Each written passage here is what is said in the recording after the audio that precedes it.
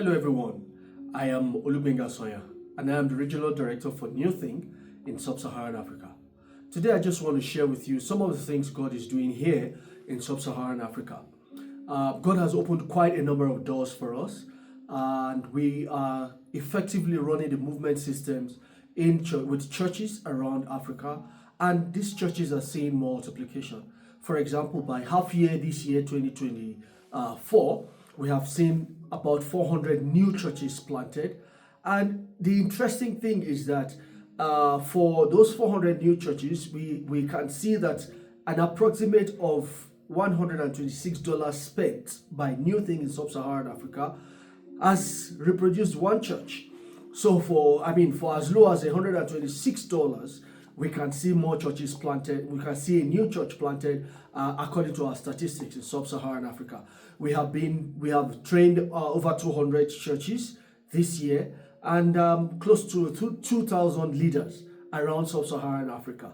Now, this is part of what God has helped us to do so far in Sub-Saharan Africa.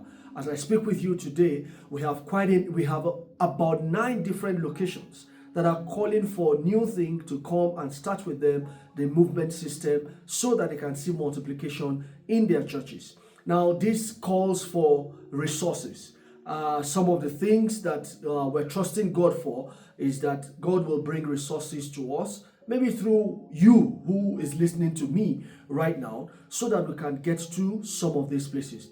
We're also working currently with a group of missionaries that have their connections spread around Africa.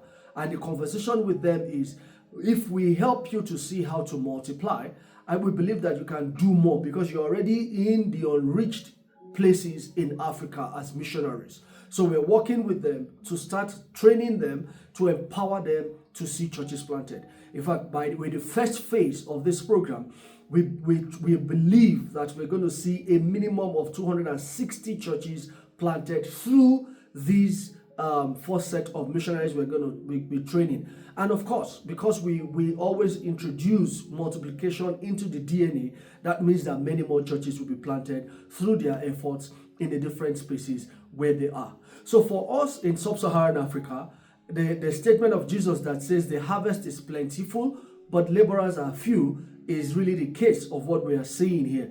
What it is that we have several opportunities that we can take as a region, but resources to do that is one of the things we are trusting God for. So if you want to pray for us as Sub-Saharan Africa, one of the things you can be praying about is, one, that God should bring resources to us, money, dollars to us, so that we can go to these places and train, empower, catalyze these leaders to be able to see churches multiplied around Sub-Saharan Africa.